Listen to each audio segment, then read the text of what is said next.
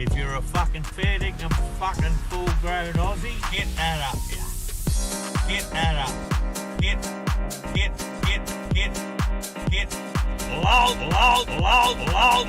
Lol, neck. At 20 to 8 in the fucking morning.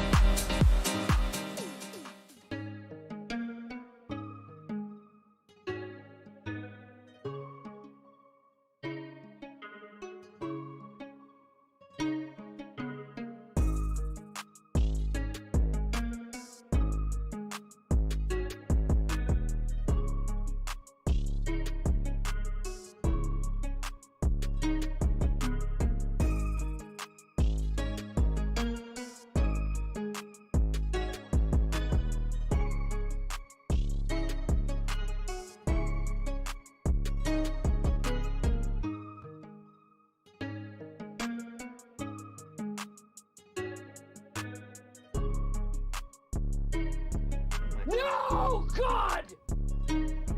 No, God, please, no! No! No! No!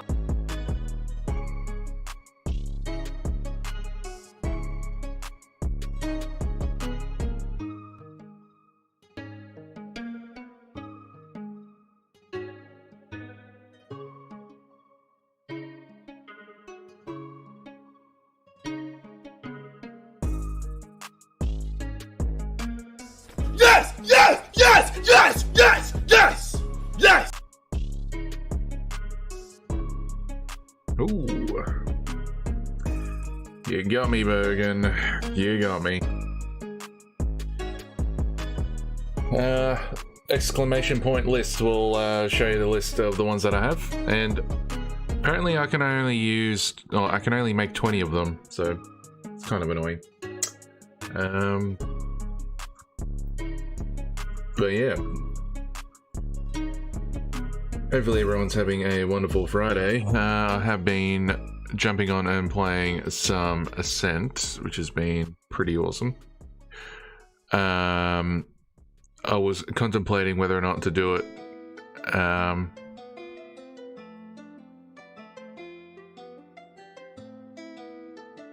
Is that a fresh cut? No.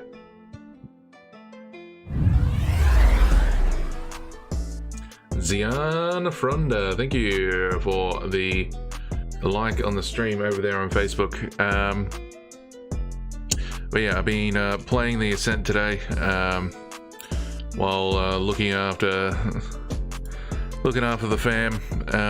So I only had a little bit of playtime today, but I can already tell it's something a lot of my close friends and I will be playing quite a lot. And doing a lot of fun things on there. I might even chuck it on stream afterwards. Let's see how we go. It has definitely refreshed my love for playing those types of games. So it's not a new idea, but it's just fresh. I don't know. It sounds pretty contradictory when I say it that way, but it's good. Have enjoyed it. So yeah, I think we'll just do our random castle? No castles. So just random Grand Prix. Chill for tonight. It is Friday. Exclamation point play for everyone jumping in. Hope that you guys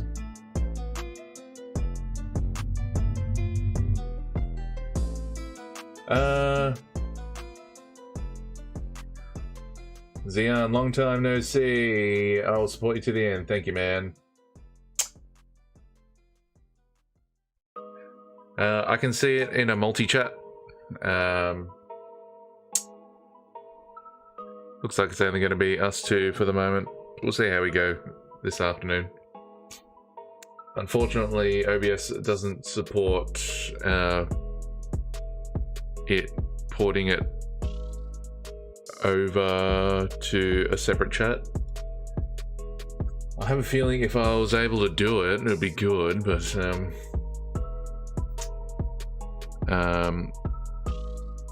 as in porting over comments from one chat to another, but again, I don't think that would work too well. We'll see how we go though. But as I was saying before, it's just been a... Ms. Loz, welcome to the chat.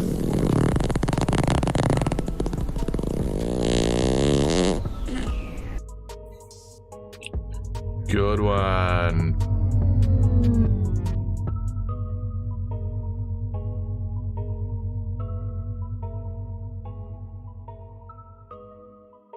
So that... Thanks for jumping in, Loz, and sorry about Wednesday. I was just absolutely wrecked on Wednesday. I just had a really long day at work. Really struggled when I got home.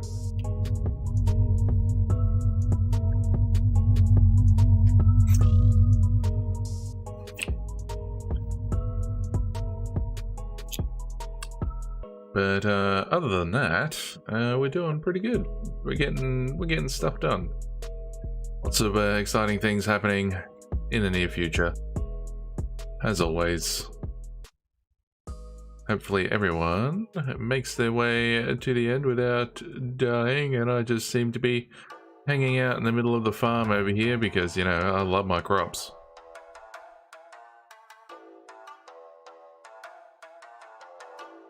Ariape, welcome. You got terrible data right now. Sorry. It really does suck sometimes. How are you? Sorry about Wednesday. I usually do Monday, Wednesday, Friday, but I just could not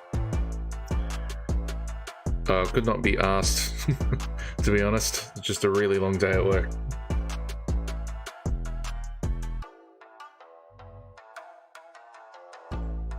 Bogan has taken a dipped down into the abyss. Looks like I might be able to make it. How's your afternoon been? Especially here in our slightly less lockdown area. Oh man! It's gonna be a no-finish race. What's going on? Bogan is hungry, so I'm talking to you while you're eating apple. Nice. Nice and healthy. Getting to the next race, peeps. Let's have some let's get some ructions going on. Yeah, that's what I said. I said ructions.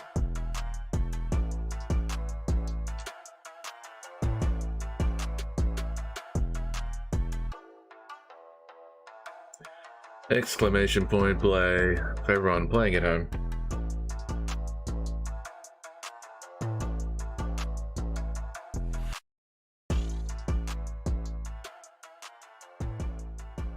Screen won't load, but the chat will. Unlucky.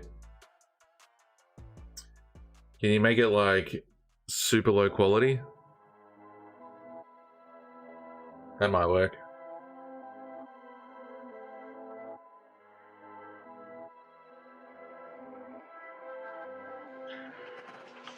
Oh.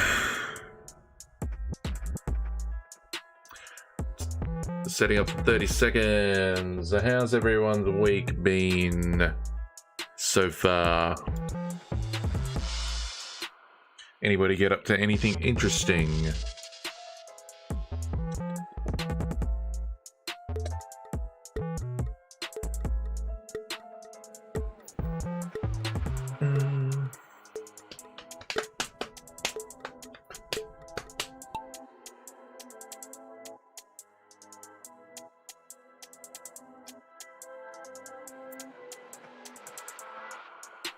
It's loading? Nice.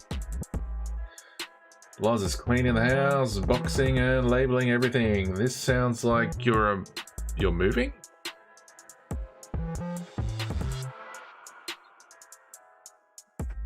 Or just organizing? Your mum is a mild hoarder.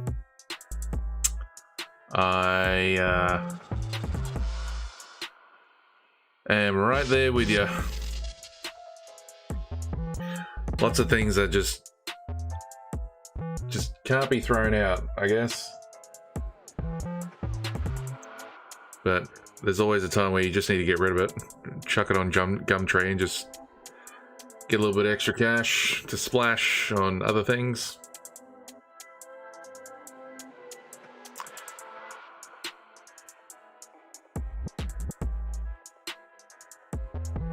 Oh, what?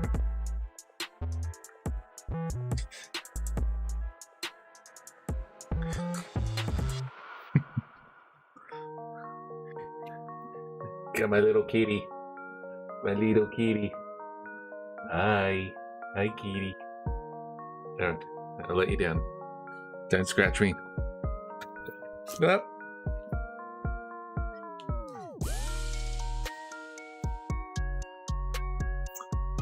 Oh, sorry, Oriape. So satisfying to organize things, though. Yeah. He managed to sneak in just before I closed the door, so I think I'll let him out because I think he's hungry. But we'll continue on. Bogan's out in front. I'll be back in 1 second. Come on.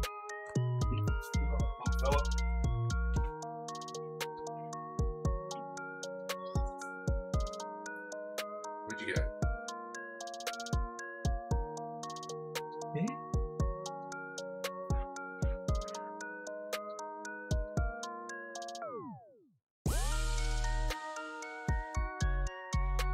Where are you hiding?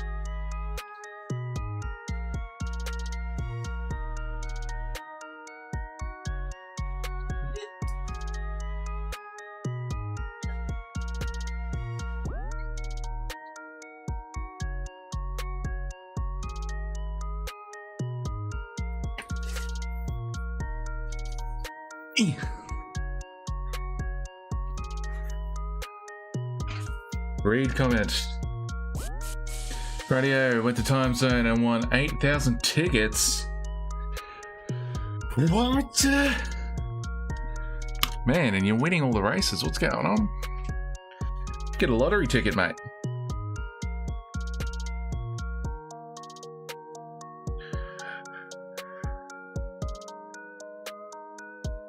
Alright, exclamation point play.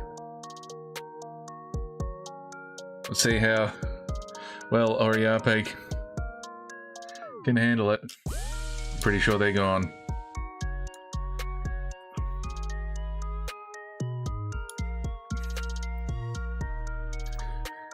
But yeah.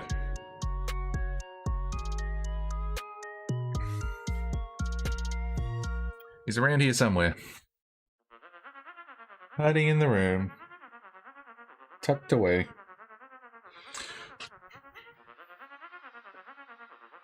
Alright, I'll start the countdown. See how we go.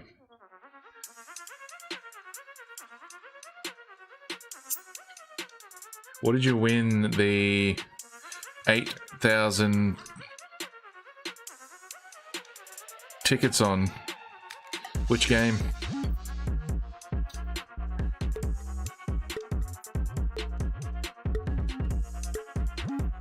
Tank is the stream producer? Yeah. I think the only thing he produces is a lot of waste in his cat litter.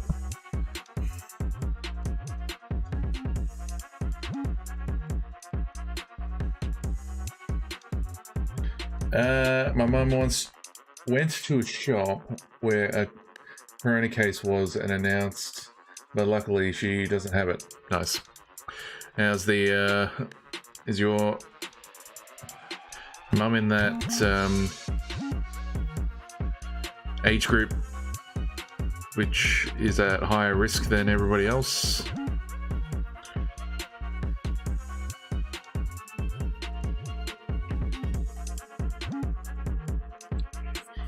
Because I find that it's just one of those. COVID is a sneaky little shit.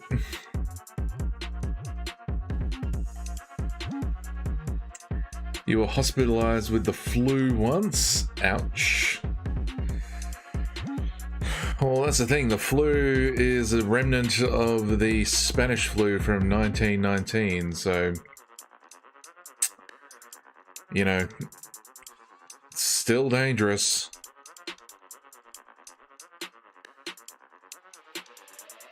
What's the age group? I think it's just like 60 plus, I think. Well, and that's the thing, like craziness, yes, but it's one thing a lot of people aren't realizing is that this is going to be, coronavirus is here forever. It's not going to stop. It's going to keep going.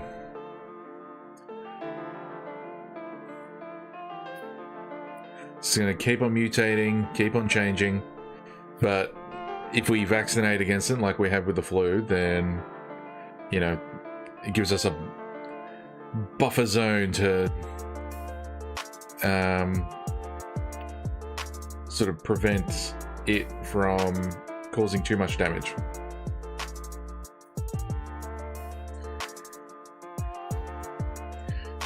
No, she's not, but she has the COVID vaccine. Cool. So we'd like to see. Bogan going for the Loz. 420. Nice.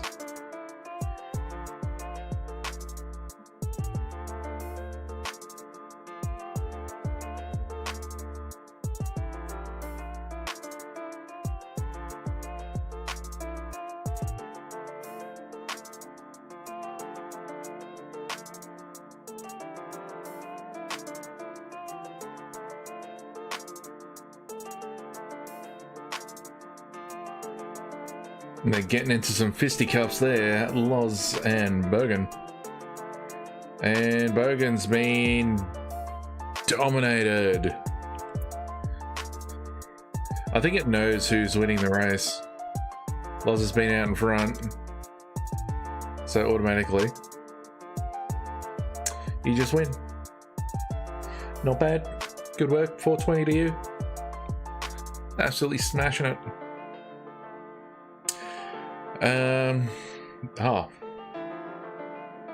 What on earth happened? Bogan and I got absolutely yeeted off the map. Ouch. Get my money back, you. You got scammed right at the end. I think Loz is the only one that's going to finish it. Make it to the end. Oh no.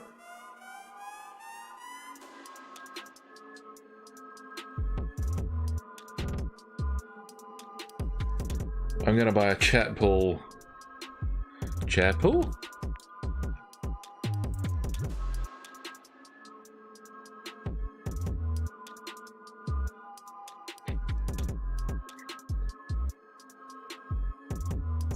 You're swimming. Swimming in all the Benjis. Getting into the next race. Exclamation point play.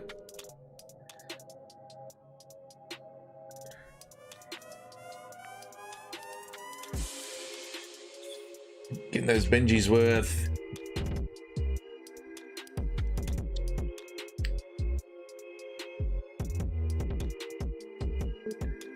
I'm gonna do a countdown. We'll continue on 30 seconds from now to jump into the next race.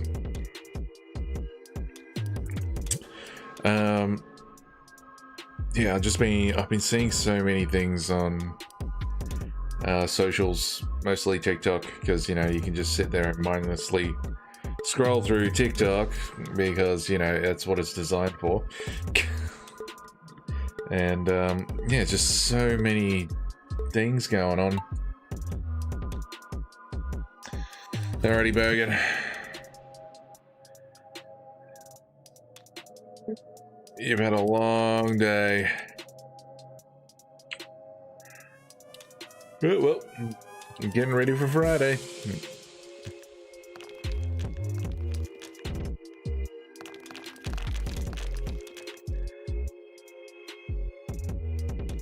There's one thing that I found, and completely unrelated to coronavirus, but something I thought that was really cool. It is a emulator.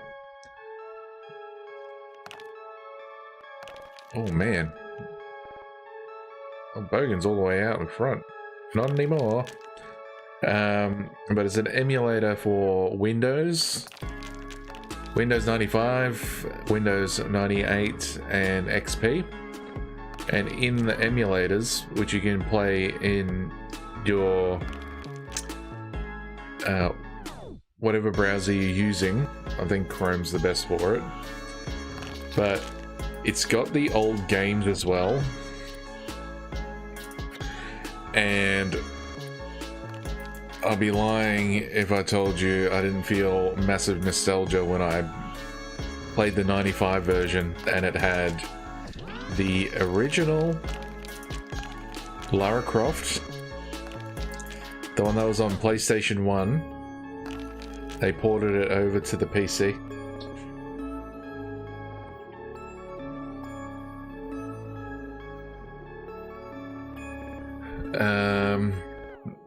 It had the old Quake game. What else did it have? It had a whole bunch of different things.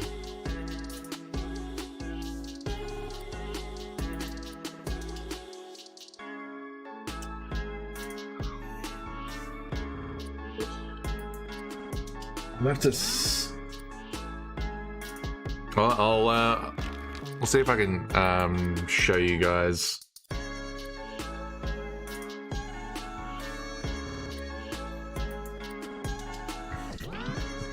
It's all dead heat at the end.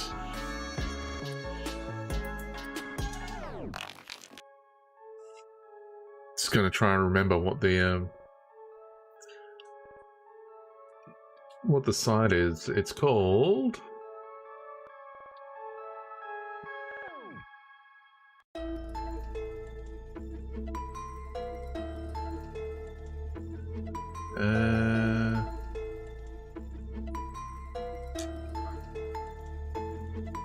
I think I went to it yesterday. It was just crazy. Emupedia.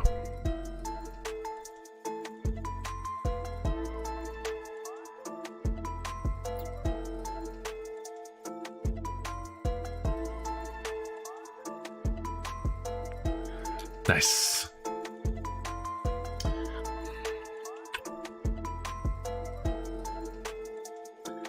Emupedia. You pop that into Google and it's a top link, and then you can pick whatever one you want.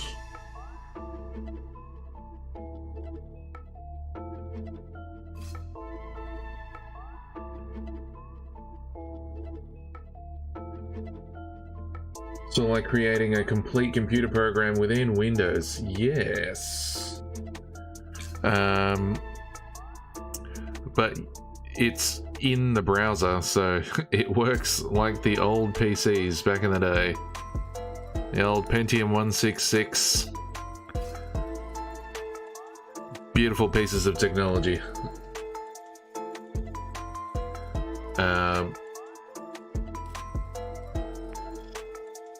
Radio.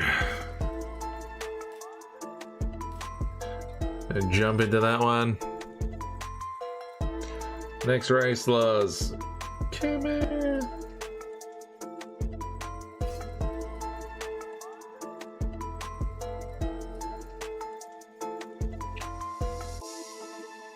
Actually, is today a new season?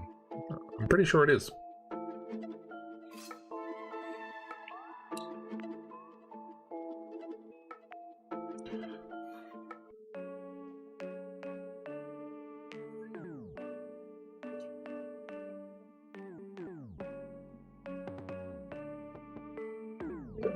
I found the cat. Finally climbed out.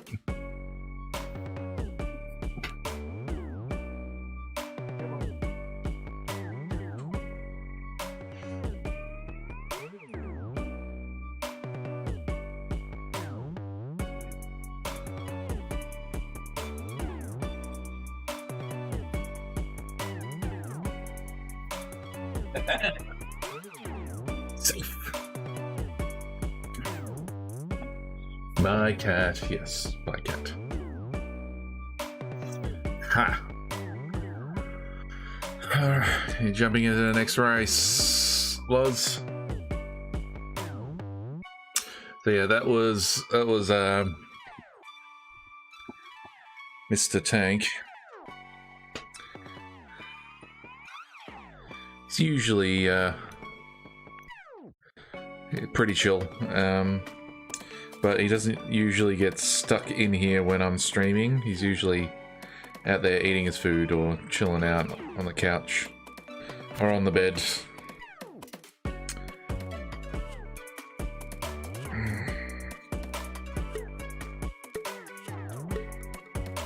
Righto! We're getting it.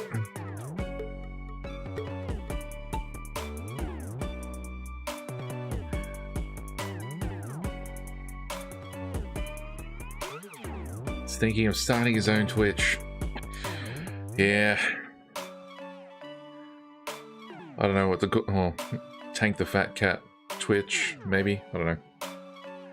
That'll work. He was, once upon a time, he used to just sit next to me on one of the chairs while I'd play games and stuff, but he's grown bored and will not do it. I think that's because the chair that I'm using is the one that he usually sits on, and the other chair I used to have is sort of dilapidated a bit, and I use it for other things, but I have to use his chair, his lounge chair. But again, he hasn't done it for a while either, so. Eating mice for views. Jennifer Camacho. That's I love the name. Just reminds me of President Camacho from Idiocracy. As a cool character.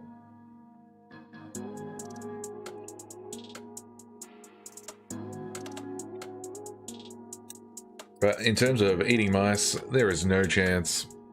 He is 1, too lazy to do it.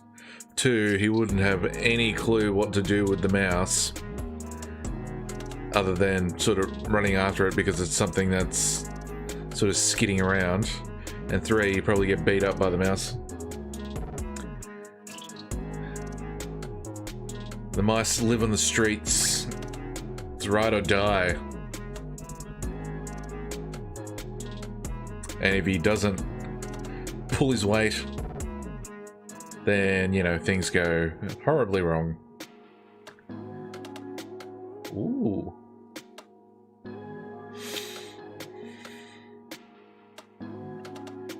Looks like I'm winning, Loz.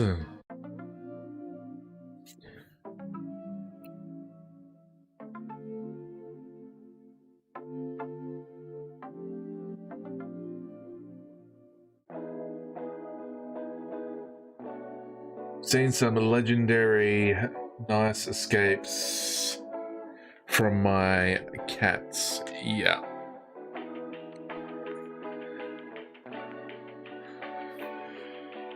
Mind you, the part of the city, or the part of the area that I live,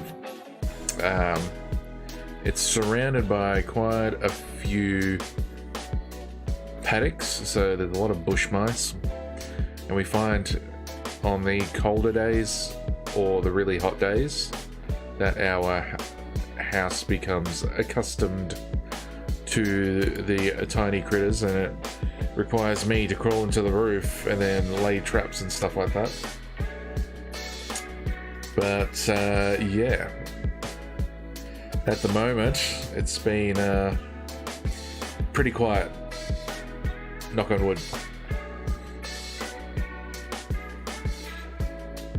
Just how it is.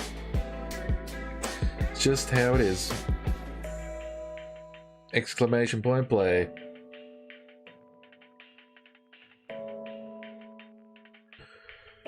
Oh, this... today.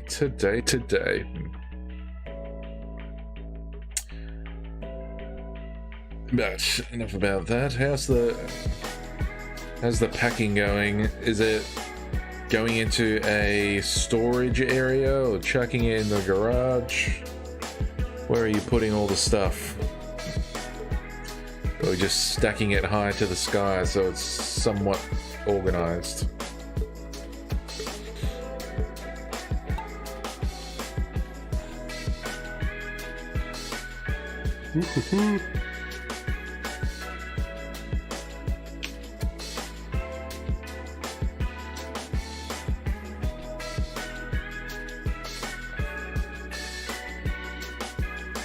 Ooh.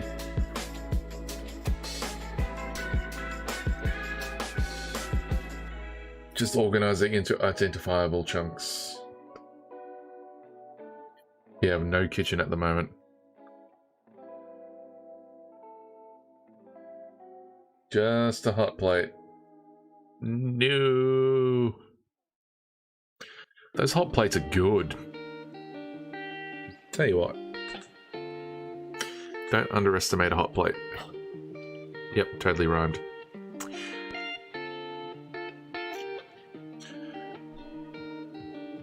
Especially those like really big one, like a Bain Marie, if anything. They are real good.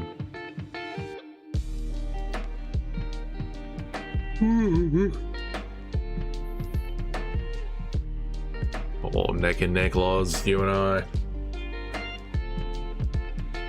One thing I don't like about them though, alright, I'm cussing them out, but you know, it's pretty hard to clean if they're just really tough to clean. If you get something stuck on it, and then it's like it's basically done.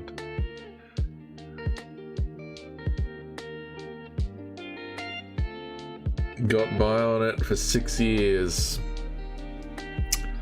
And is it because you just don't have a stove and oven or anything like that? I know there's electrical ones that you can buy. They're pretty easy to install. You just need room and a electrical 10 amp electrical port. Or 15 amp, sorry. 15 amp.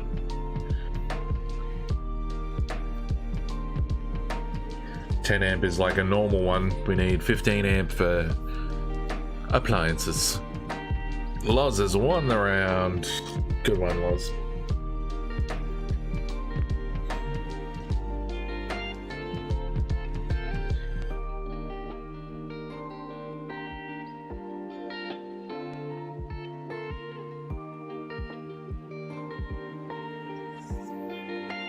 You ripped out the kitchen to fix the roof and extend the room.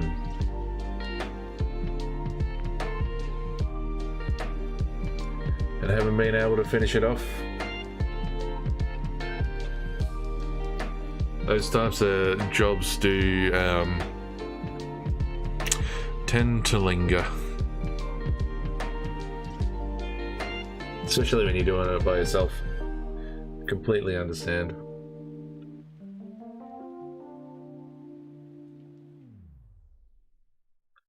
House was a money pit.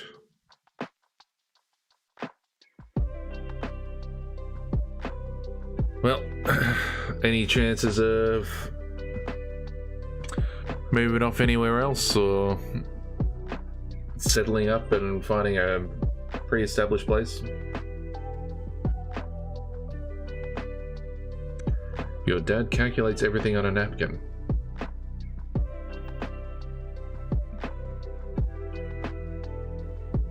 Like everything?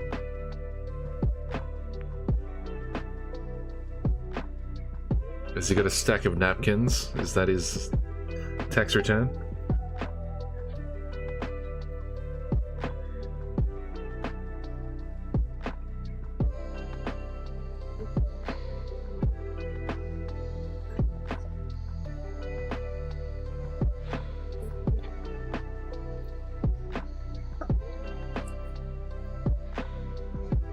Exclamation point play.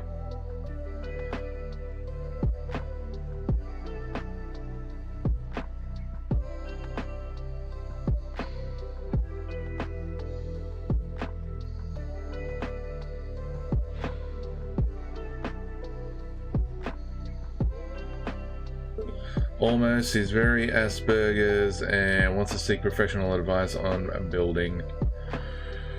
Yeah, no, it's definitely a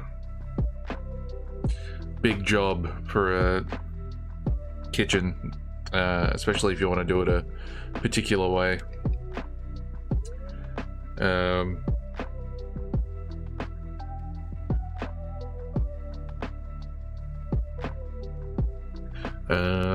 Myself, I have had very few well, I've had a lot of experiences in building and doing that sort of stuff. It's not easy. Certainly, there are a lot of building standards that you need to know, which, you know,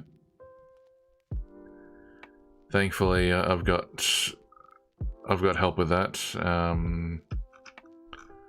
with my dad. He's a architect, so he works at the local council, basically where roundabouts where I live. So he knows like pretty much everything. Plus, I've got a father-in-law that likes to build everything as well. So I seem to be pretty safe on that front. But again, I understand how intense building works like that can be, and it just boggles the mind how some people just know what they need to do.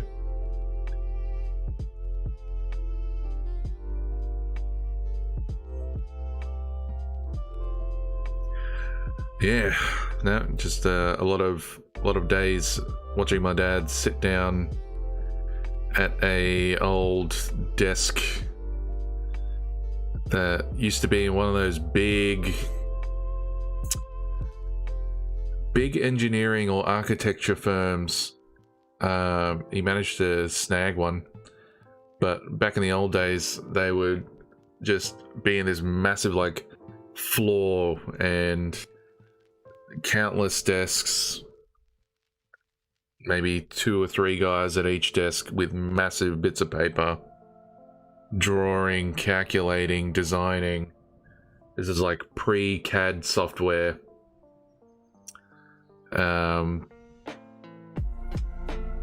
Anyway, he managed to snag one of those desks and he'd just be sitting there drawing up plans himself, which he would sell off to the big builders. And a lot of houses in the west of Melbourne are from his designs. And then every once in a while he would go and see his handiwork after the builders have just sort of decided to go, hey, we're going to do it this way and not actually go to spec, and he'd get really pissed off because they didn't do it the way he designed it. More or less because they just shortcut or didn't go to spec. So yeah, lots of years of that happening, lots of years of watching him sit there and draw things, and lots of years of me wrecking his very expensive fine liners. Man, good times.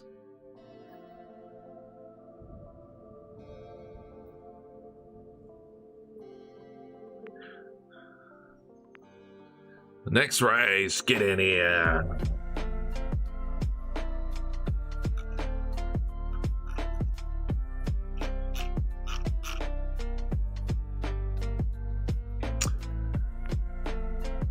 Looks like it'll just be you and I tonight. Yeah, Bogan left a while ago. He said he felt a bit zonked.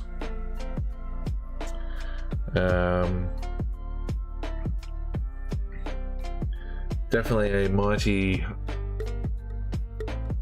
Mighty unwell fellow.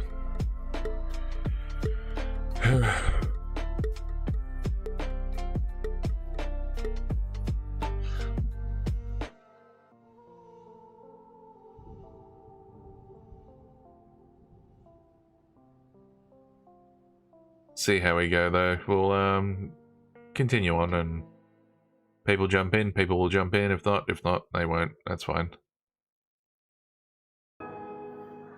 It's Friday night. They must be out doing things. Well, not in Sydney, but probably in Melbourne.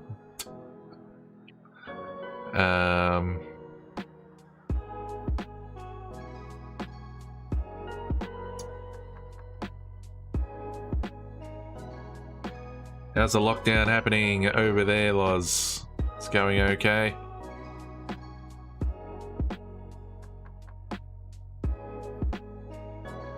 Hopefully your family's pretty safe.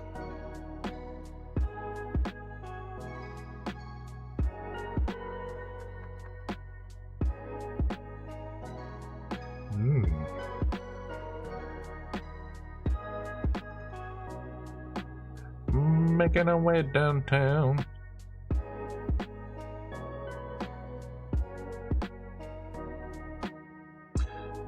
Your life is the same as before and after it. Yep. Completely understand. Oh no. No. Yeah, no, yeah, to be honest, I was more of a homebody than anything. Like, I didn't mind going out every once in a while, but like it wasn't like a compulsion. I didn't need to go out with friends or go to the pub or anything like that. Just didn't interest me a lot of the time because of two main reasons. It's stupidly expensive, especially for myself, because it takes a lot for me to get any type of buzz. And two, like, you're so wrecked at the end of the night, you just want to go to bed. And I'm one of those guys that, you know, hits 9:30 and then, especially when I'm going out, like it hits 9:30, 10 o'clock, and I just struggle to keep my eyes open. And there's been a few occasions where I've fallen asleep on a couch in a pub and been told to get out.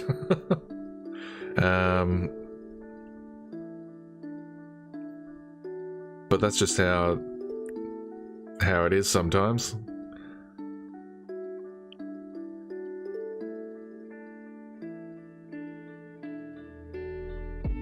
If I wanted to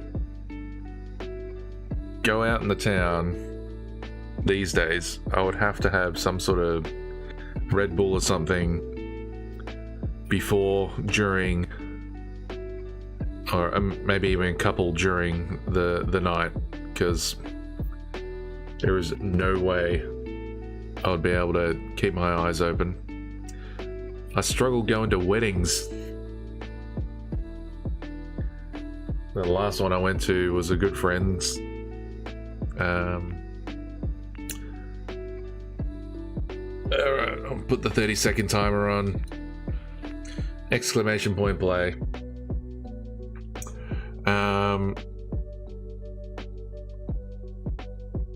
Yeah, just drinking there.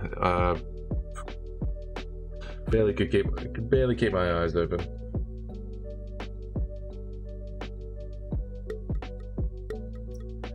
Hey, Airplanes11, thank you for joining the chat.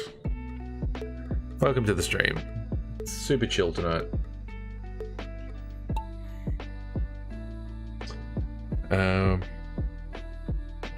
Wasn't always like that though. It wasn't always like that. I'm a jump scare. Ah.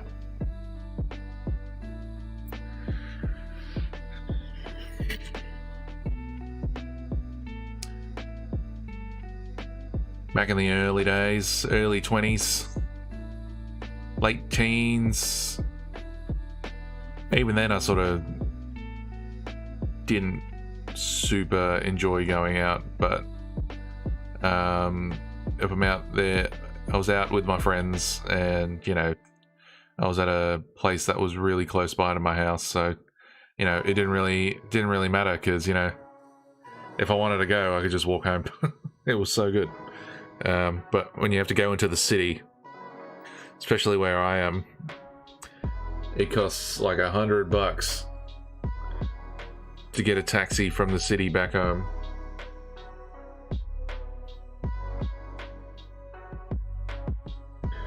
You drank to conceal your social anxiety. Now, I think a lot of homebodies did the same thing. It's like the alcohol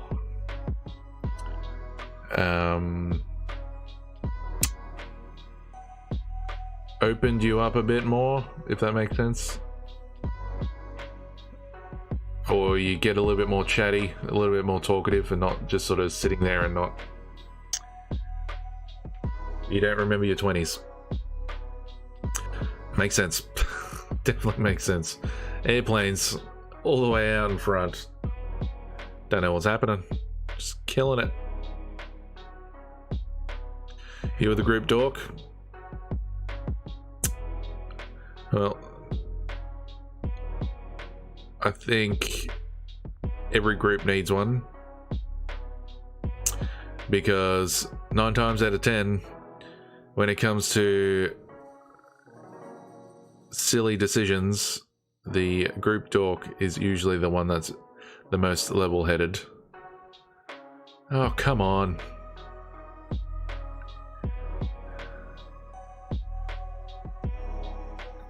And yeah,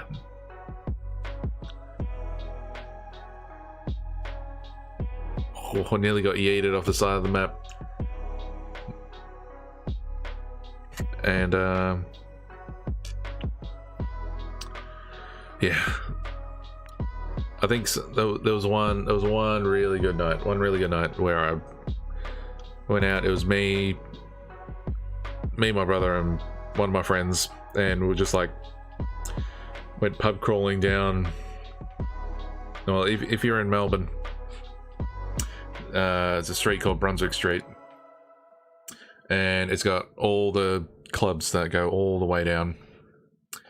And you know, my drink of choice would usually be any type of pale ale or lager or whatever.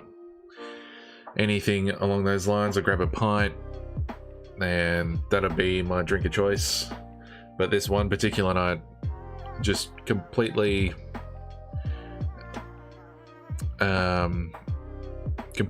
just flipped the script and then changed the drink completely. So yeah, it's either a pint of beer, or if I wanted something a little bit harder, I would get a bourbon and coke. Anything like that.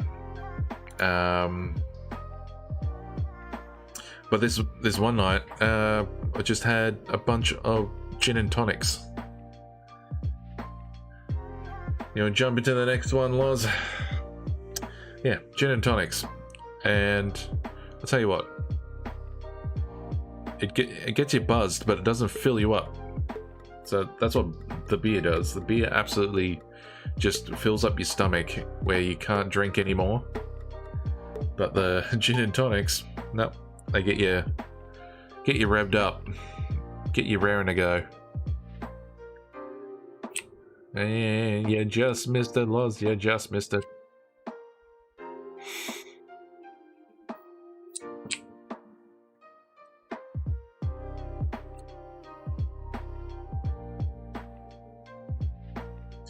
You're good, Loz. You're good.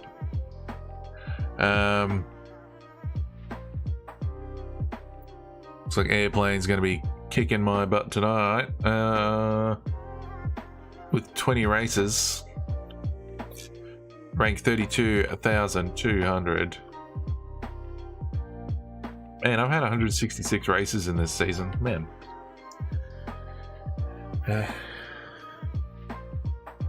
It lost the tolerance for caffeine, sadly. Don't know how that happened.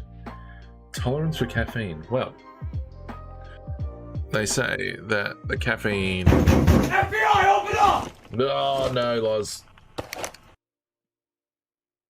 Loz did it, but Lars said hi. I thought it was Lars that said it. No. FBI, open up!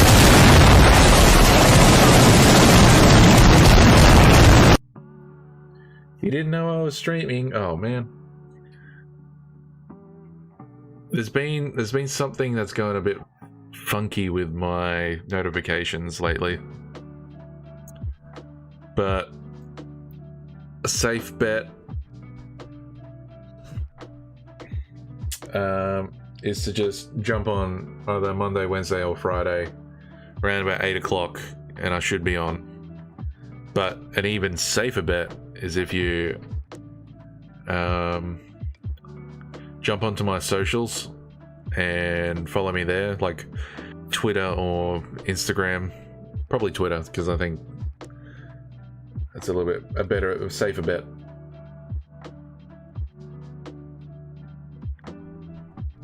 Man.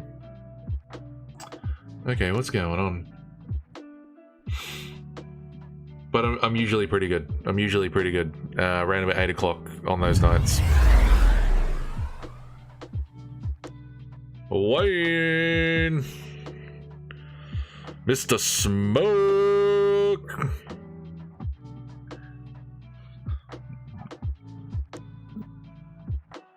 Royalty in the chat. Welcome to the party. I'm going to show you this one, brother. Get Bogan up in here. If you're a fucking fair dinkum fucking full-grown Aussie, get that up, yeah. Get that up. Get. Log neck. At 20 to 8 in the fucking morning. My guy, how's your night going? It's going alright. It's a little bit slower than usual, but you know, it's Friday night, and I've just been hearing that my notifications aren't going off, which, you know, is, you know, the usual for Twitch. Happens from time to time. Rank at 9,000. No, it's just because I'm sitting here and playing. That's all I'm doing. That's all you need to do. If you just constantly played every day for hours on end, you'd be in the top 100.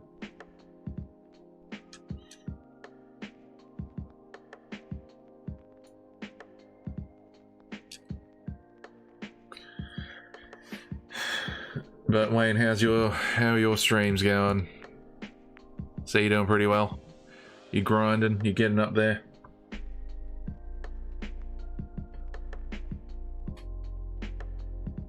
It ain't a successful stream of something isn't working properly. Yeah, especially notifications. But I guess that's what the socials are for. But they seem to not be working either.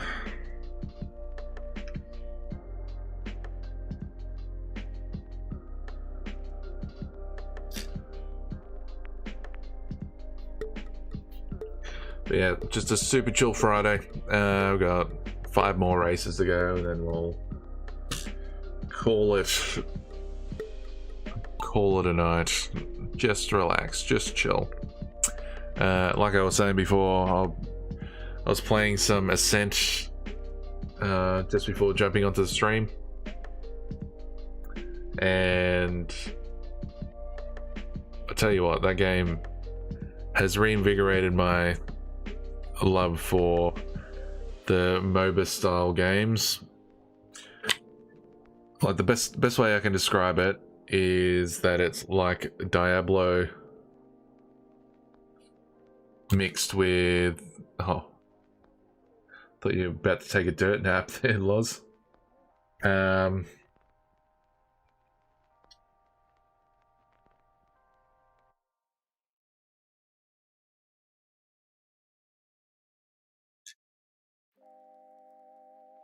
Wayne is saying, yep, streaming and life has been treating me well, putting in that work, grinding and having fun. Yep, that's the best way to do it. These sort of things don't happen overnight, and you just have to keep on going. Yeah, so the Ascent's like, I don't know, have you ever watched or ever played Smash TV? It's another game that like I used to play years ago, like back in primary school on the NES, Smash TV. This reminds me of it as well. Man, Airplanes is running a clinic today. Don't know what's going on. Absolutely cracked. Winning every race. Exclamation point play.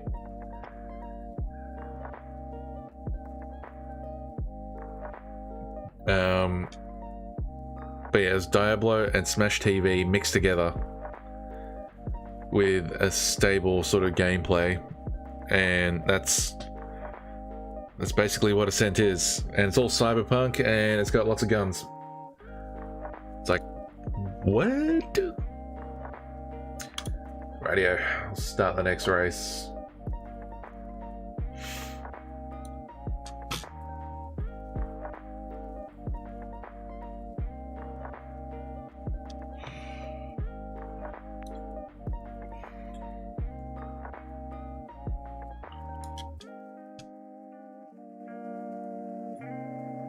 Make it a little bit louder for you guys. A little bit of lo-fi. Chillin' on a Friday night. I think everyone's had a very productive week.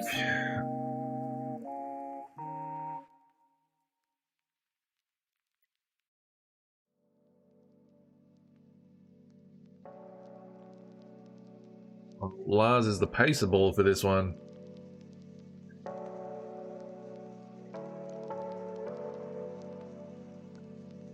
He might be able to beat himself. I don't know.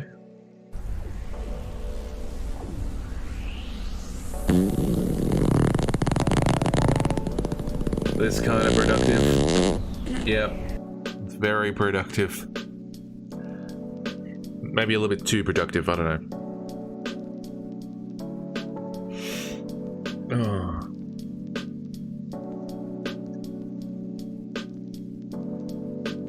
Je serai le président de tous les Français.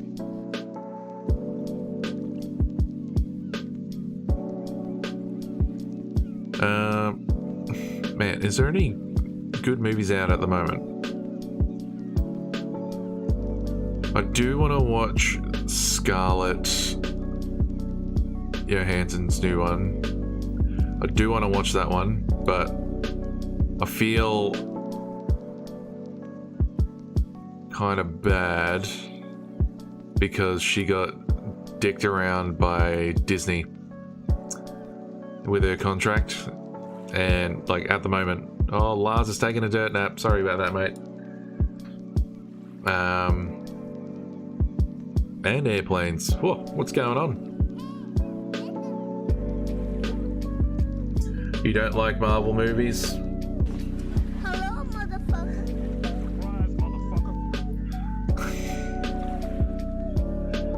Yes, sir. Motherfuckers in chat. Except for Loki, yes. There's all those fan theories, or there's all these theories that are popping up on my TikTok as well. Like they're saying, WandaVision and Loki, like the endings match. So when the multiverse basically starts to happen again, if you time the last episodes like precisely, the point where Wanda turns into the Scarlet Witch, which everybody sort of knew, but you know, like the full Scarlet Witch, sorry, spoilers, might be, and the point in Loki where the multiverse starts to expand uncontrollably. They're timed exactly. And Marvel's been doing this crap for so long. It's because of the way these type of things are sort of already fleshed out for them already, because they're just taking everything from the comics, the comic books. They came in and, you know, fleshed out all these like side-by-side ideas and all that sort of stuff. Are they supposed to pair off romantically? Which guys are you talking about? Are you talking about the two Lokis, or...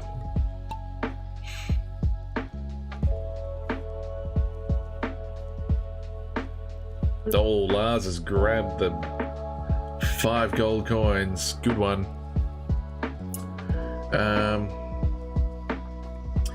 Yeah, I don't know what you mean by that. Loki and Wanda... No, Loki loves himself. And if you watch Loki, you'll know what I'm talking about.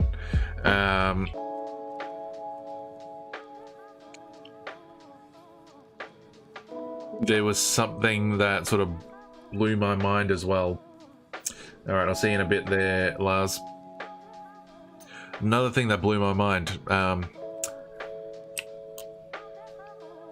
The TVA, when Loki's in the TVA, like at their headquarters, and he couldn't use magic. There's a theory that there was a reason why they couldn't use magic in the TVA. What the TVA said is that it just, everything works differently there. But in the case of if you watched WandaVision and then watched the TVA, or saw the TVA, you'd see that there is a bunch of what are they called? Glyphs on the walls in the TVA, all over the place. And in Scarlet Witch, she couldn't use her magic at all because she was inside of a magic trap. And that, like, this really blew my mind. I'm like, okay, so if this is the case, then they're saying that Kang, the guy at the end of Loki, is something of a magic user, or discovered the same energy to go through time and stuff like that. But it was based off taking energy from the multiverse, which is what magic is. Right? That's how Doctor Strange gets his powers. That's how Scarlet Witch gets her powers. It just harnesses the energy from the multiverse. And people are putting in glyphs to prevent them from using it in the TVA. That's why they couldn't use it then. And when I heard that idea, I was like, what? What is going on?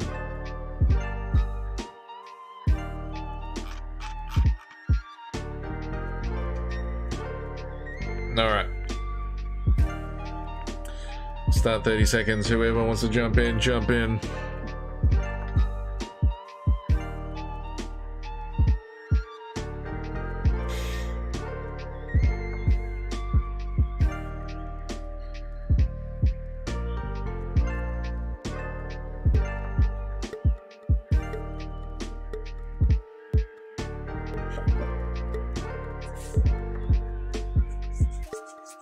We got it. We got it.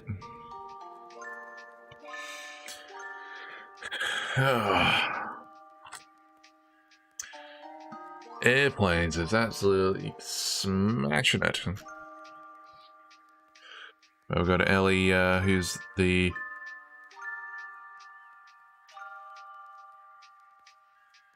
pacer ball in this one. Yep, I'm beating her. Yes.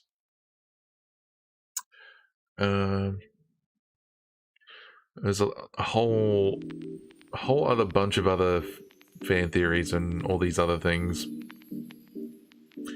But there was one that I heard about Frozen, and it would have made sense if the second movie didn't come out. And there was a big fan theory saying that Frozen and Tarzan were connected. Mind you, I heard this the other day and I was like, wait a minute, no, that makes no sense. Like, if you watch the second movie, it completely debunks it. But it says when in Tarzan, right, they get shipwrecked on an island. Elsa's and Anna's parents get shipwrecked, or they get swallowed by the ocean. And the theory is that the parents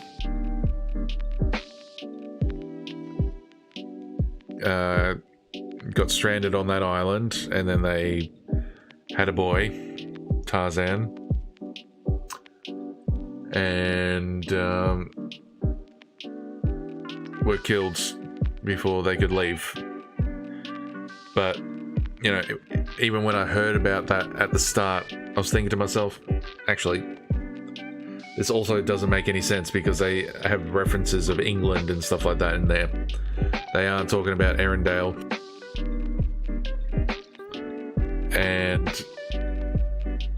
it just blew my mind when people were just sort of going for it and saying, hey, wait, but there was so many loopholes, or so many plot holes in it, but I can see where people can just sort of draw the lines and put the dots together. And yeah, it really didn't make sense. I wasn't too impressed. Is there any other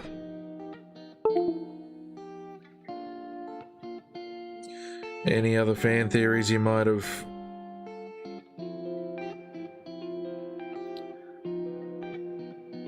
thought of or may have heard? There's all these like really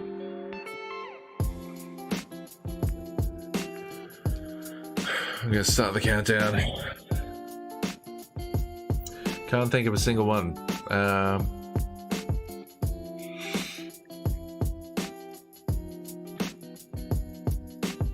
man, there's a few I can. Alrighty, Mr. Google.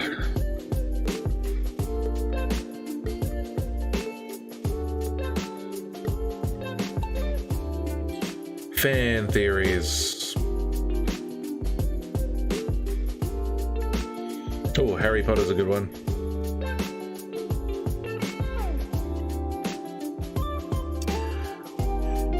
Harry Potter's always good.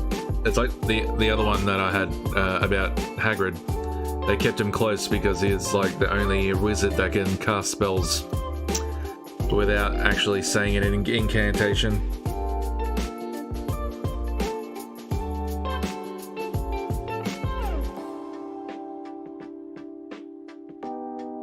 Anakin's mother lied about getting knocked up by some guy. Yeah. Lied hard. Very, very hard.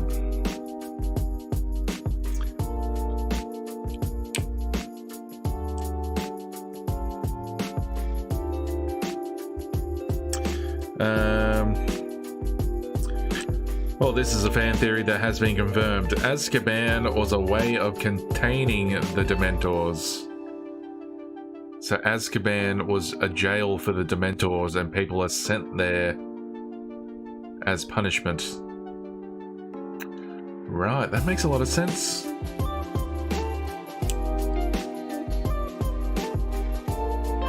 Got Airplanes 11 making their way through.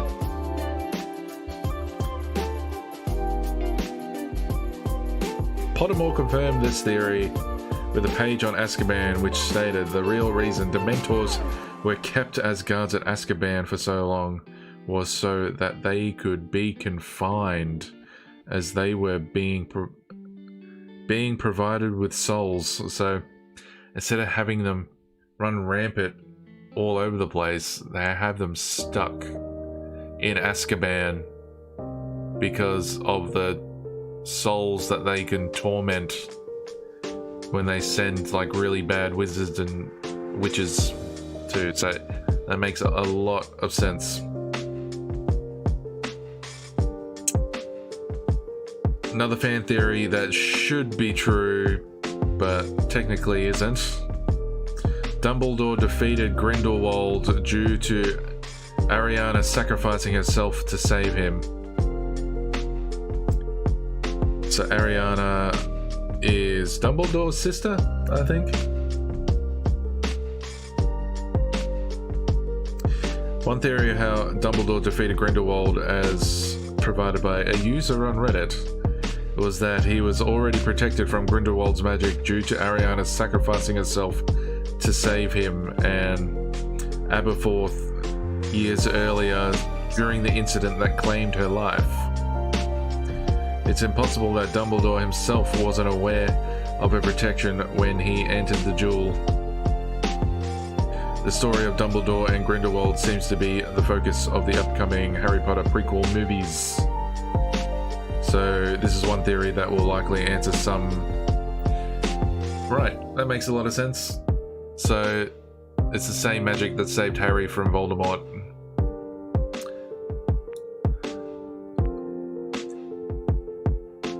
Radio. Yeah, Ariana saved Dumbledore. That's right.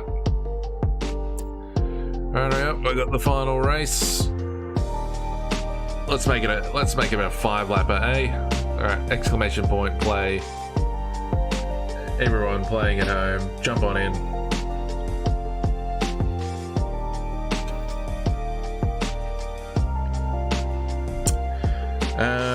The mysterious doorway was a means of executing criminals. So the one that they're talking about is the one that Sirius sort of fell into in the movies when he got hit by the curse. Oh, Loz.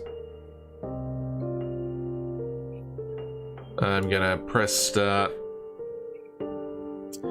The resemblance between the two rooms has led many fans to believe that the doorway once acted as a means of execution, possibly in the days before the Avada Kedavra spell was discovered.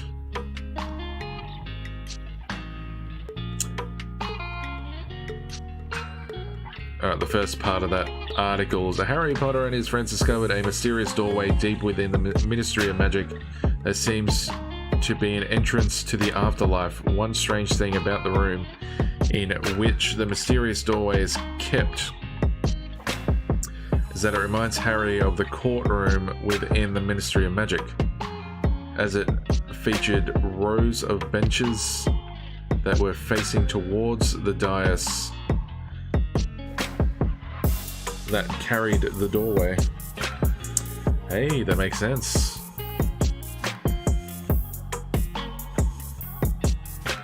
The ghost doorway, that's heaven, I thought. Yeah. It's also possible that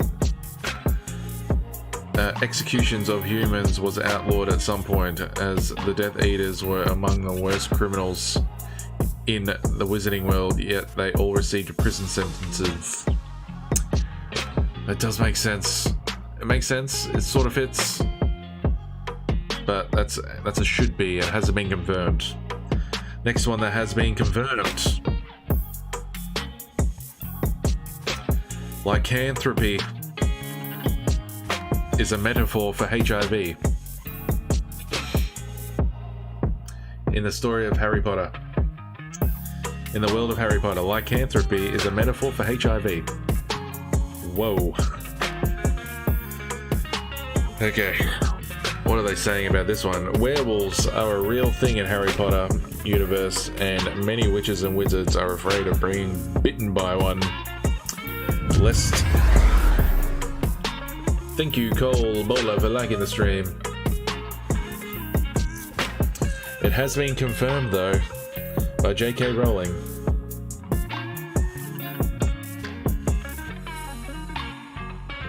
Lest they transform into a feral beast at the arrival of the first moon. A lot of Harry Potter fans notice the parallels between lycanthropy and the treatment of those with HIV in the real world. Remus Lupin is denied many of the opportunities of his fellow wizards due to his condition and can't even find a job due to the persistent superstitions that surround his disease. J.K. Rowling confirmed that the connection between lycanthropy and HIV during the Lexicon book court case, but it didn't become widely known until it was mentioned in a series of ebooks that gathered the information from Pottermore. It does make sense. It makes a lot of sense.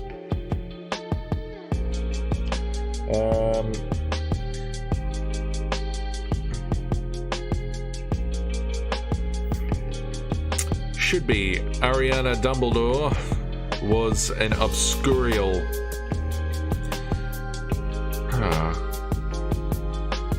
What is an obscurial again? They're the ones that can listen to thoughts and... I don't know. Am I way out in front? I am way out in front. What's going on? Harry Potter and the Deathly Hallows revealed that Albus Dumbledore had a younger sister named Ariana. That the details of Ariana's life are murky. All we know is that she was mentally scarred following an incident with some Muggle children, and that she wasn't able to control her magical abilities. No! Is it the ones where the wizards couldn't control their magic and then turned into like one of those big magic monsters? The Fantastic Beasts movie revealed the existence of obscurials, which are... No, okay. This will explain it. Which are witches and wizards that contain a parasitic magical force inside of them that is brought out when they are forced to repress their abilities. Right. We still don't know the truth behind Ariana Dumbledore, but there is a lot of connections between her and the obscurials, which has led to many fans to believe that she was one. Gellert Grinwald may have also discovered the power of an obscurial in Ariana during his time spent with the Dumbledore family, which is why he is hunting for them in the movies. Right.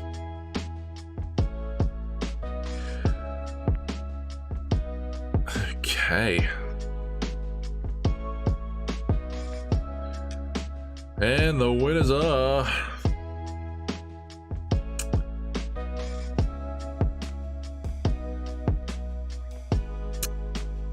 Man, I'm not even at the top.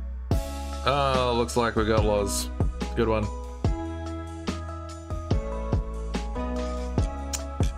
Great work, Loz. Well-deserved win.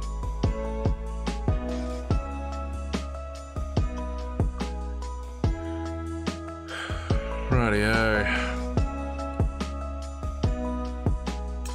We'll do 6 more races and then we'll call it a night, I think, because I want to keep on going with these Harry Potter things. Oh, Zaid. Welcome.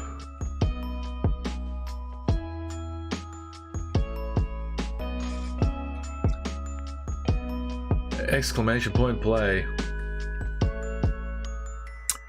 Jumping into the next race.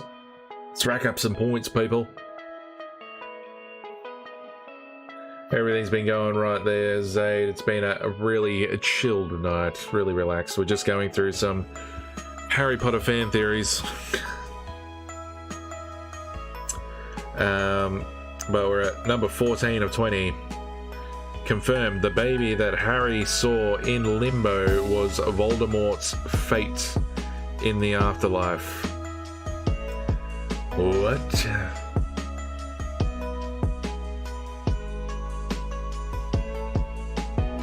When Harry arrives in Limbo after being struck down by Voldemort in the Deathly Hallows, he witnessed a mutilated baby that was writhing in pain. It's never explained in the story who the child was, but some fans suspect that it was related to Voldemort, that he was also unconscious during the period of time when Harry was in Limbo. Whoa. I'll start the next race. Everybody who wants to jump in, jump in.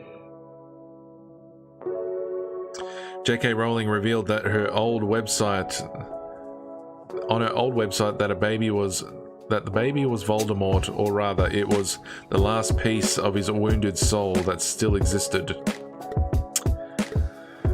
Actually, it does make sense that would be the case, because he was a Horcrux. Harry was a Horcrux.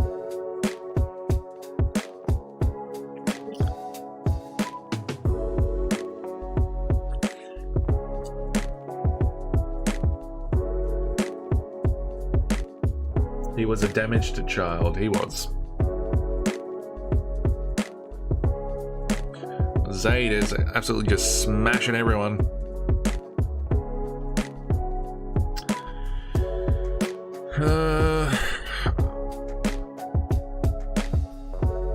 Voldemort had damaged his soul so much by creating all the Horcruxes that a terrible fate awaited him in the afterlife.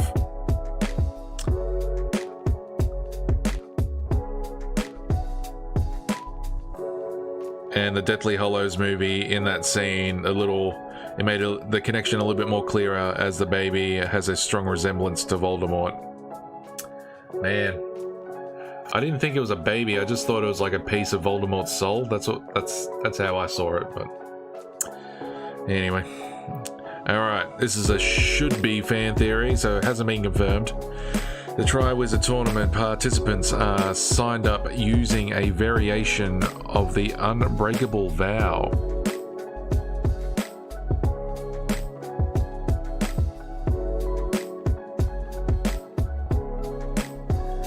Zaid, all fan theories make sense, at least a little bit. Yes, they do.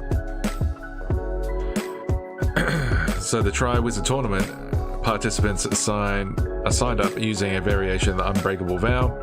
One of the most frustrating unanswered questions in the Goblet of Fire is why Harry couldn't just quit the Triwizard Tournament, or just immediately concede each event as it happened. It states that all participants in the Triwizard Tournament are under the effects of the binding magical contract, but it's never explained what consequences of breaking that contract are.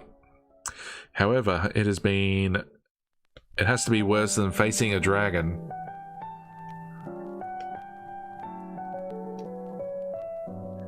What? Where's the Voldemort? You're typing void, it's Vold. I should change it. V-O-L-D.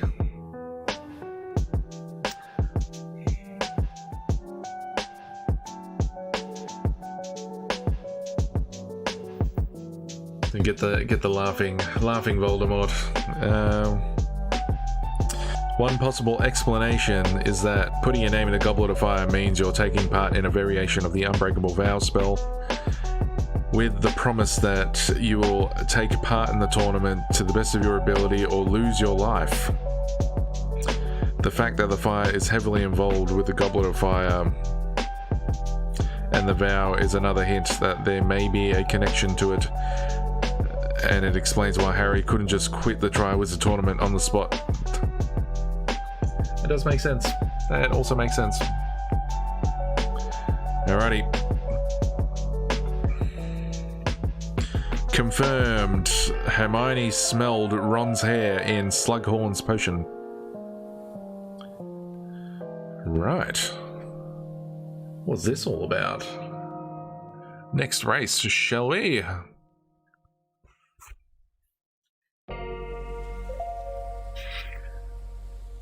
Horace Slughorn left a far better first impression when he took over the role of Potions Master from Severus Snape. Since he wasn't a jerk who picked on his students, Slughorn showed his class a range of interesting potions to pique their interest in potion making, one of which was a powerful love potion called Amortentia. Man, these words. Those who sell the love potion will pick up their favorite scents. As Hermione demonstrated in Half-Blood Prince, Hermione stops herself from revealing the last of her favorite smells and seemed embarrassed by what she was about to say. When the Harry Potter series concluded, J.K. Rowling revealed that Hermione's secret favorite scent was actually Ron's hair, which would have spoiled her attraction to him a book early if she had accidentally said it out loud.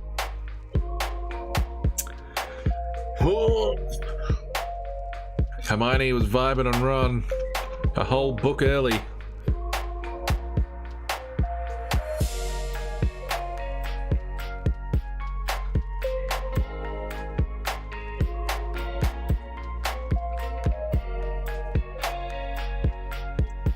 Imagine living in an actual Potterverse village, but to spec.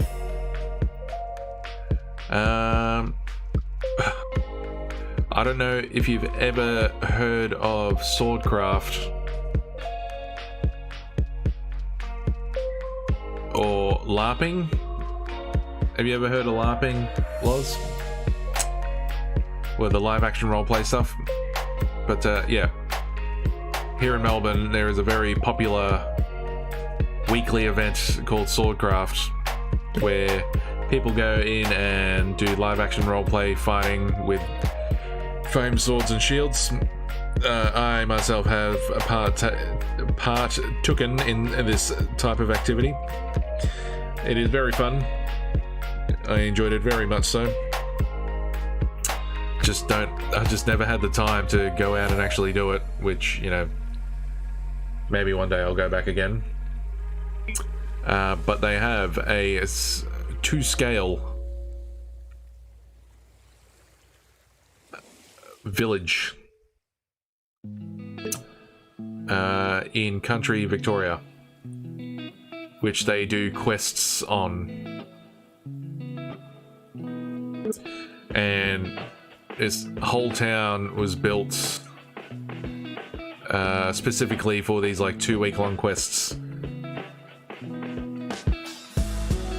Totally there, sign me up. Yeah, it's actually really, it's a pretty exciting experience the first time I did it. And it's super cheap too, but they're really strict about the safety protocols and stuff like that, because, you know, the weapons can impale, and they make sure that everyone's safe before they start. But they had to stop it. Whoa. They had to stop it recently because one of the participants was actually a COVID positive patient. And it was 500 people that day. So it was crazy. What else? Alright. Another should be number 11. Did I skip one? No, I didn't. Dumbledore fixed Hagrid's wand using the Elder Wand. I will raise the village to the ground. Well, then nobody'd be able to do quests. Come on.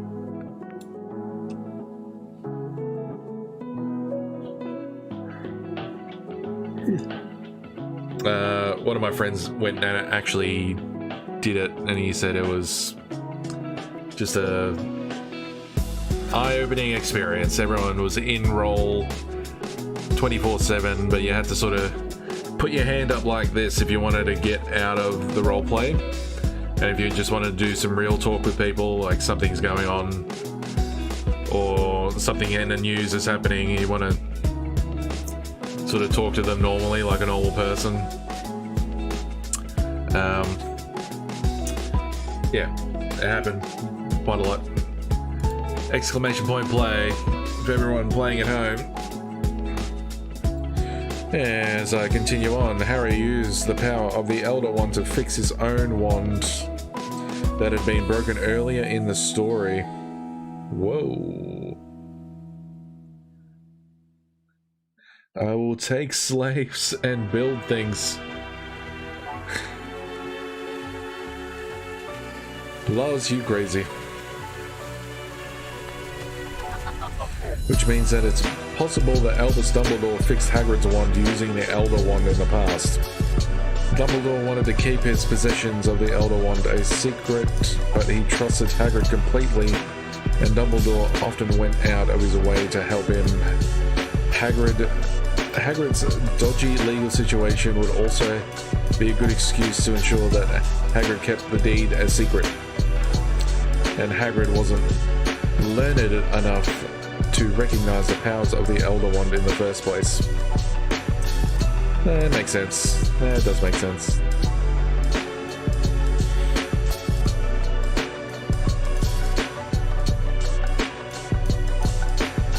Alrighty, I'm starting the next race. Alright, I'll turn that down.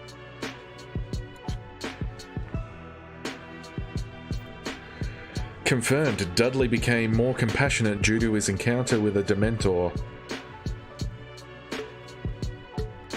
That makes sense. That makes sense. Dudley Dursley tormented Harry Potter throughout their childhood together, which was prompted by the abusive attitude of his parents. When Dudley showed up for the last time in Deathly Hallows, he is a changed man. Dudley has suddenly become worried about the well-being of Harry and has developed a degree of compassion that he had never demonstrated before. That is right. Dudley had previously encountered a Dementor in the Order of the Phoenix and felt their dread firsthand.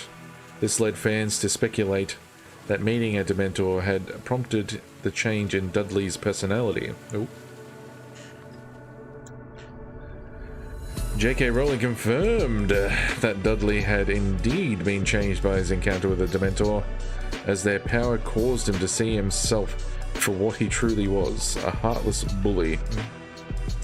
It was this meeting that helped Dudley to become a better person. Wowee. Oh, Loz is running a clinic at the moment. Where am I? I'm all the way back there. Boo. A should-be theory. The founders of Hogwarts each reflect the 4 countries of the United Kingdom. Maybe. I guess Game of Thrones was based on the War of Roses, so I don't see why they can't.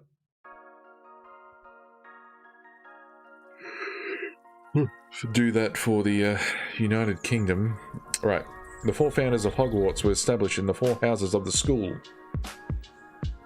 all of which represent the qualities and that they prized. It was the job of Sorting Hat to put the brave in Gryffindor, the wise in Ravenclaw, the cunning in Slytherin, and who didn't pay their tuition fee up front into Hufflepuff. Is that really the reason? Man. One prominent fan theory was that the 4 founders of the Hogwarts is that they also represent the 4 countries of the United Kingdom.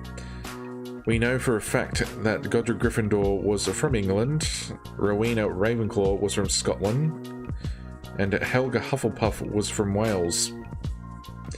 Their colors also associated the flags of each nation. Hufflepuff's yellow being the related to the flag of Saint David. Salazar Slytherin's country of origin has never been revealed, but it would make a lot of sense for him to have originated from Ireland, saying the Irish are cunning, which, you know, isn't like a bad thing, not terrible.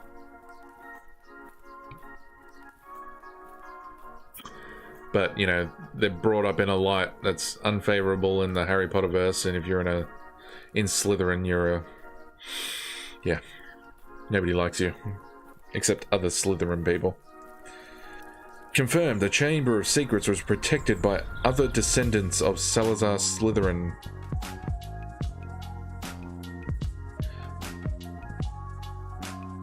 Really?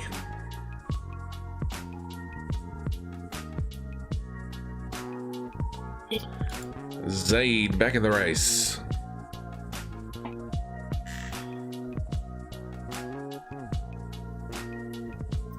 You got into listening to the theories too much. That is fine. I am happy that you're chilling. The races aren't too much of a hassle. I would probably have been 90% Slytherin. I don't know, Hufflepuff maybe, or Gryffindor.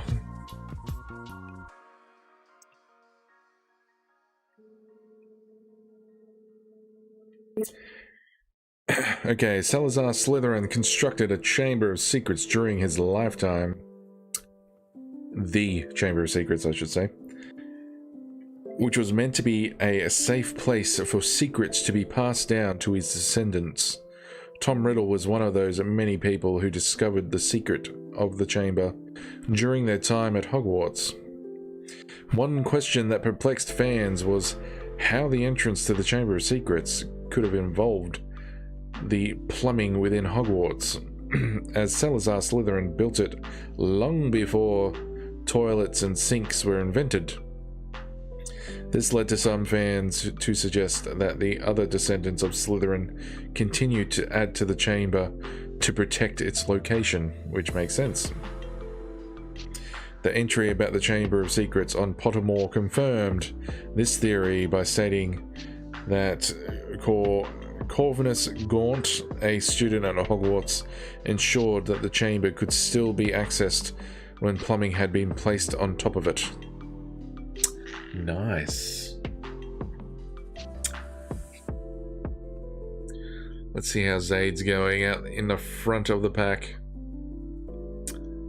Yes, sir, Bob. Right, we've got a should be a theory. Number 7. Barty Crouch Jr. or the 10th Doctor, David Tennant. Bill Weasley and Percy Weasley used time turners during their time at Hogwarts.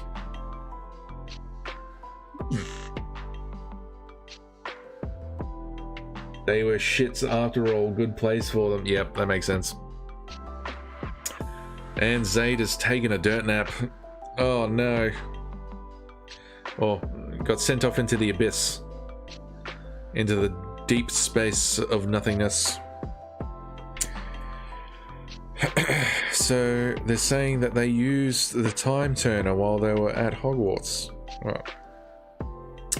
Right, okay. This sounds like a good theory. Sounds like a juicy one. The time turner was the one where you could go back in time, but you weren't allowed to see yourself from the past. Because it would have caused a lot of issues. Because, you know, you got all those timey-wimey things that caused a lot of problems. Alright. It was stated in The Prisoner of Azkaban that it was impossible to take all 12 OWL classes due to how the timetables worked. It was only due to the fact that Hermione was an amazing student. that she was able to use a time turner to try and take them all. Okay, that makes sense. It was stated that Barty Crouch Jr., Bill Weasley, and Percy Weasley acquired 12 owls during their time at Hogwarts. This had led fans to believe that it was more common for exemplary students to receive time turners than we were led to believe. Whoa. Lifty! Welcome! I'm a jump scare.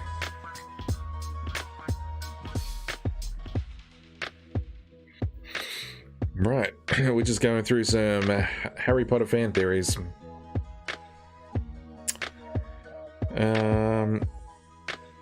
It's likely that the official process of granting time turners to a student, but the teachers only ever discuss it with the rare students who can handle the workload. It makes sense. It does make sense. Okay. FBI, open up! Oh, and Zaid has dropped an FBI. Oh, my brains are about to get splattered all over the place. My ears. FBI, open up!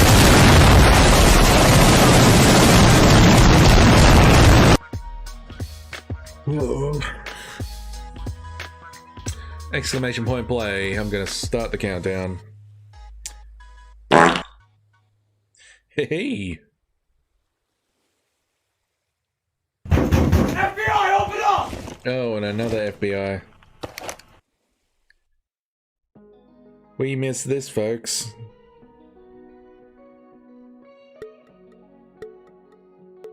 FBI, open up!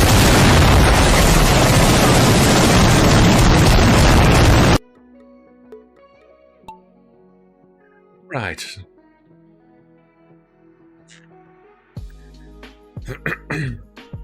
Okay. Theory number 6.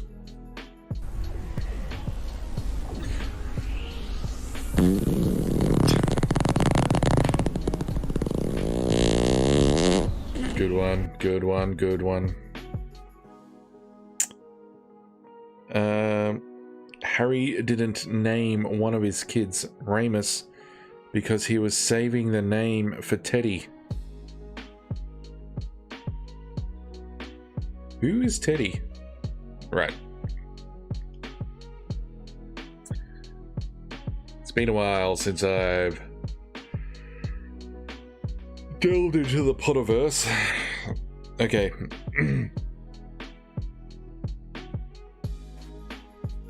Harry Potter and Ginny Weasley had 3 children together who were named James Sirius Potter, Lily Luna Potter, and Albus Severus Potter.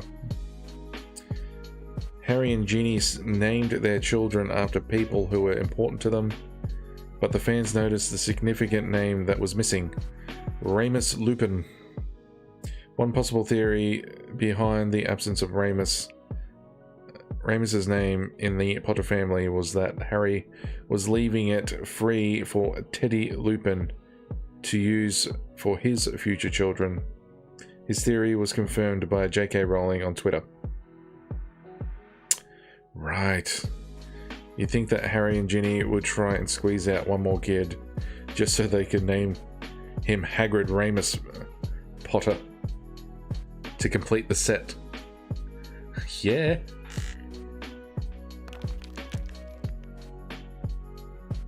Makes a lot of sense.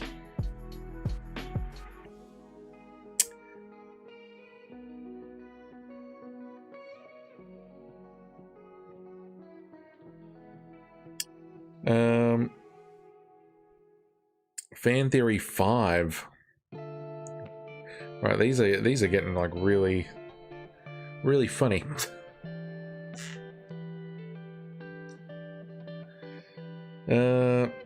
Okay, this is a should-be theory. Voldemort's rudimentary body in, I think it was the Goblet of Fire, when he was in that when he become the one where he gets reborn.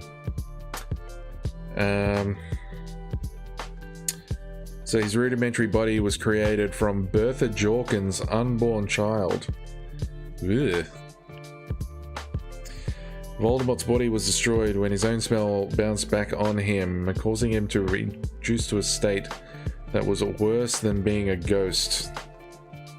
Ouch. J.K. Rowling said that she told her editor how Voldemort created the rudimentary body that he had at the start of Goblet of Fire, so that's the movie. Or book, I should say. Which was so bad that it made the editors sick. Right. It sort of does make sense. One possible way that Voldemort was able to take a rudimentary body was by possessing Bertha Jorkin's unborn child. That is creepy. The dark fan theory suggests that Bertha Jorkin was...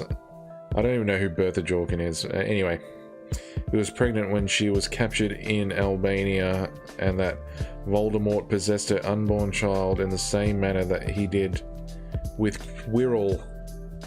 Okay, that's starting to make sense. Only he was able to take over the entire body due to the lack of resistance. The main reason why people believe this theory is due to the fact that Voldemort's rudimentary body was resembled a baby when Harry first sees it. Right. Lifty with the win. Going into the last race for the night. Confirmed magic is genetic and is just like midi-chlorians. Magic is genetic. Okay. Exclamation point play for everyone playing at home. J.K. Rowling was careful to avoid creating set boundaries on the effects of magic. So as to keep it mysterious and unpredictable, it seemed that there is a lot more science going on behind the scenes in Harry Potter universe than originally realized. Whoa.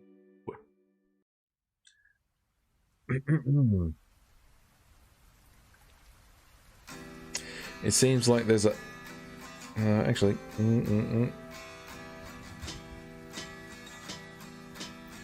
As J.K. Rowling has confirmed that genetics play a part in determining whether you are a wizard or not. The idea of magic genes has been floating around since the days of the Chamber of Secrets, as fans connected magical DNA to the existence of squibs within the story. Squibs? Alright, I'm going to count down. We've got the final race. J.K. Rowling has confirmed that magical genes exist and that they can emerge in anyone, including the descendants of squibs and muggles. She had originally planned Dudley Dursley's kids to be witches and wizards, but decided that Uncle Vernon's genetics were too strong for magic to ever emerge in his bloodline. That makes sense. Into the next one. Into the fray.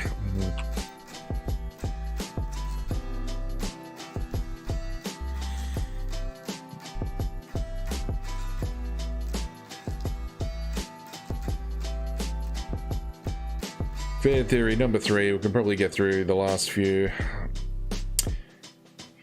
The fan theory number 3 is a should be Voldemort ruled from the shadows because he was scared of other wizard governments. Right. One of the biggest questions that Harry Potter fans have about the final book is why other wizarding communities in the other countries never stepped in when Voldemort took power. One possible answer is that Voldemort was actually wary of international interference, which is why he had his agents running the Ministry of Magic instead of outright declaring himself the king of the wizards. Makes another bunch of sense. Yep, a lot of sense. Because if he brought in too much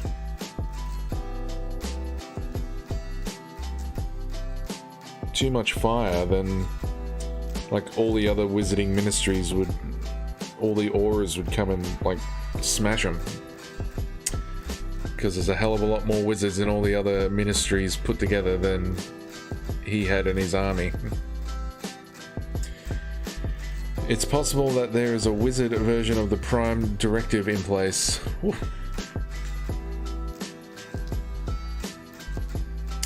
Which states that any military action could only be prompted if an international statute of secrecy had been broken. This is why the Death Eaters portrayed their takeover as a change in regime rather than a coup. Voldemort knew that he still had enemies within Great Britain, so he may have wanted to clean house before turning his attention to the world beyond the homeland. Right. Alright, confirmed. Godric Gryffindor needed a sword for fighting muggles. Right. Magical swords are a fixture of fantasy stories, which is partly why the sword of Godric Gryffindor appears in the Harry Potter series. It never explained in the story why Gryffindor needed a sword in the first place, as a magic wand is far more useful than a mere blade, no matter how durable it is. One suggestion was put forward by the fans was that Gryffindor used the sword whenever he needed to fight muggles in public, as he would use swordplay to cover the fact that he was using magic. Makes a lot of sense, and Zaid has won the race. Pottermore confirmed this theory with the revelation that wizards are often carried conventional weapons in the period before international statutes of secrecy was put into effect, as using magic against a muggle was considered to be unsporting. Right. But it was a magical sword that appeared when a Gryffindor needed it. And I'm just rolling in.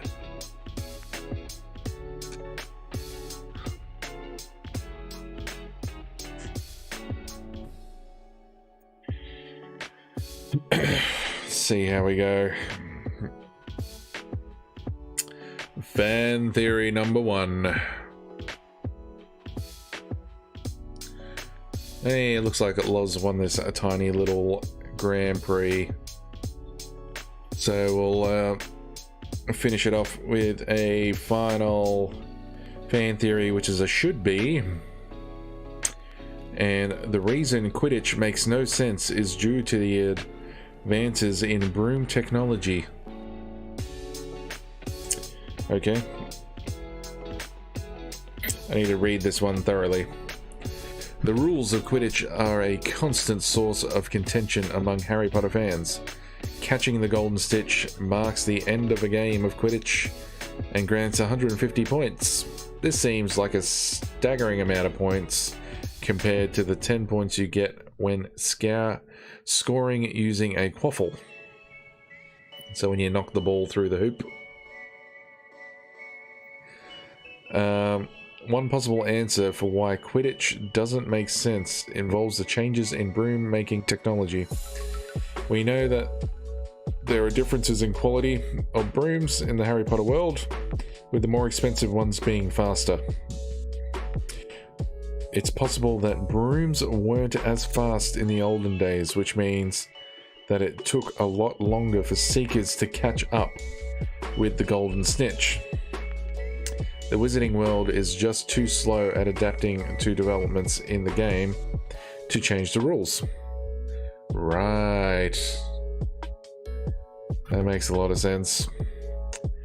Because the old brooms were so slow that it was kind of hard to catch the snitch. Or a lot harder to catch the snitch, so each team would be scoring a lot more points. But now that they can catch it a lot easier, the point scoring system seems to be a little bit off balance, but oh well.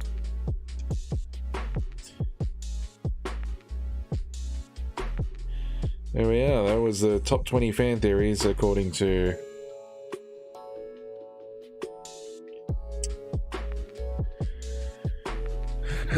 Google. But in saying that, I would like to thank everyone for joining tonight. It's been a awesome Friday. Hopefully everyone has a wonderful weekend. I will catch you all on Monday. Definitely jump in to my socials as well. Twitch.